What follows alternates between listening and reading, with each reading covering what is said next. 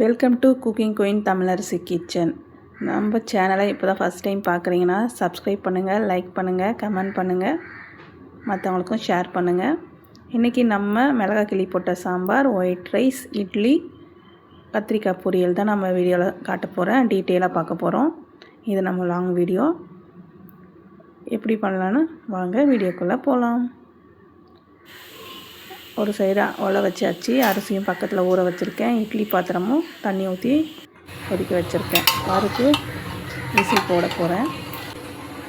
பைத்தம்பருப்பு துவரம்பருப்பு தான். இட்லியும் ஊற்றி வச்சுருக்கேன் பாருங்கள். இட்லி பானையில் நம்ம எடுத்து வச்சிடலாம். பருப்பு துவரம்பருப்பு கொஞ்சம், பைத்தம்பருப்பு ஒரு பொடி மட்டும் போட்டு வேகிறதுக்கு போட்டிருக்கேன். இட்லி ஒரு பக்கம் வேகுது, ரைஸு சாதம் ஒரு பக்கம் வெந்துட்டுருக்கு. அடுத்து நம்ம சாம்பாருக்கான காயை வெட்டிக்கலாம். தக்காளி ஒரு 2 தக்காளி வந்துட்டு கட் பண்ணிக்கலாம்.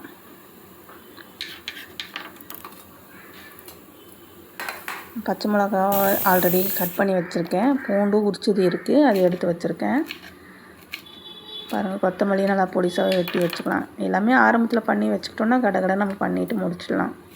கருவேப்பிலையும் கடை உருவிடலாம். காஞ்ச மிளகா நம்ம கையில் கிண்ண கை கொஞ்சம் எரியும், அதனால் கத்திரிக்கோலில் கட் பண்ணி போட்டுக்கலாம். பச்சை மிளகாவும் இந்த மாதிரி கட் பண்ணி போட்டுக்கலாம், கை எரிச்சல் வராது.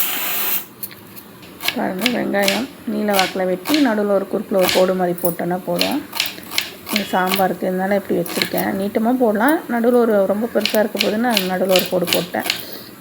இதுவே நம்ம காரக்குழம்புக்கெலாம் பண்ணோன்னா நல்லா பொடிசாக வெட்டிக்கலாம். வடைக்கு காரக்குழம்புக்கெலாம் பண்ணால் பொடிசாக வெட்டிக்கலாம்.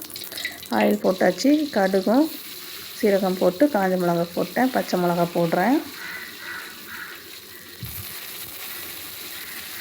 பாருங்கள். அடுத்து வெங்காயம் வெட்டி வச்சுருக்கேன், வெங்காயமும் போடுறோம். மஞ்சத்தூள், அப்புறம் தேவையான அளவு உப்பும் போட்டாச்சு. நல்லா இப்போ வதக்கணும். மஞ்சத்தூளும் உப்பும் வெங்காயம் போட்டோன்னே போட்டுட்டோம்னா நல்லா வெங்காயம் வதங்கி வரும். தக்காளியும் நல்லா வதங்கி வரணுன்னா மஞ்சத்தூள் உப்பு ஆரம்பத்தில் போட்டுருங்க. பருப்பு பாருங்கள் நல்லா வெந்துருச்சு. ஒரு 3 விசில் விட்டேன், நல்லா வெந்துருச்சு. குழச்சி எப்படி இருக்குது பாருங்கள். வெங்காயம் தக்காளி நல்லா குழஞ்சிருச்சு. இதில் கொஞ்சம் ஒரு மக்கு தண்ணி விட்டுக்கலாம். பருப்பையும் நல்லா கடைஞ்சி வச்சுருக்கோம் இல்லையா, அதையும் இதை கூட கொட்டி இன்னும் கொஞ்சம் தண்ணி விட்டு அலசி அதில் ஊற்றிக்கலாம். கொஞ்சம் புளி தண்ணியை விட்டு கொதிக்க வச்சுக்கலாம். அடுத்து கத்திரிக்காய் பொரியலுக்கு காட்டம் பாருங்கள். எண்ணெய் விட்டு சீரகம் கடுகு போட்டுட்டு வெங்காயம் கருவேப்பிலையை மஞ்சத்தூளையும் போட்டுட்டு கொஞ்சம் சால்ட் உப்பு, பொரியலுக்குன்னா சால்ட் உப்பு போடணும். ஏன்னா நம்ம தண்ணி வச்சு வேக வைக்க மாட்டோம். அந்த பொரியல் அப்படியே எண்ணெயிலே வேக வைக்கிற பொரியல் தான் இது. அதனால் சால்ட்டாக போட்டுக்கலாம். கல் உப்பு போட்டால் அப்படியே நிற்கும்.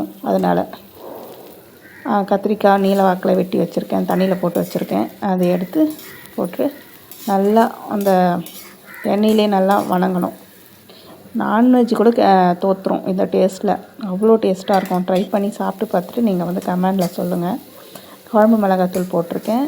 போட்டுட்டு நல்லா சுருளை வர அளவுக்கு வதக்கி விடணும். பாருங்கள், எல்லாத்துலேயும் நல்லா கோட்டிங் இதுவாகிருக்கு. அப்படியே ஒரு மூடி போட்டு வதக்கி ஓப்பன் பண்ணால் எப்படி இருக்குது பாருங்கள். இன்னும் நல்லா சுருளணும். இப்படி கொத்தமல்லியும் தூவிட்டு திரும்ப நல்லா கிளறி விடுங்களேன். அது பார்க்கும்போதே நமக்கு நாக்கில் எச்சு வரும். தயிர் சாதத்துக்கு, லெமன் சாதத்துக்கு, வெரைட்டி ரைஸ் எல்லாத்தோடையுமே இது நல்லா காம்பினேஷனாக இருக்கும். அப்படியே பாருங்கள், இட்லியும் வெந்துடுச்சு. இட்லியும் எடுத்தாச்சு.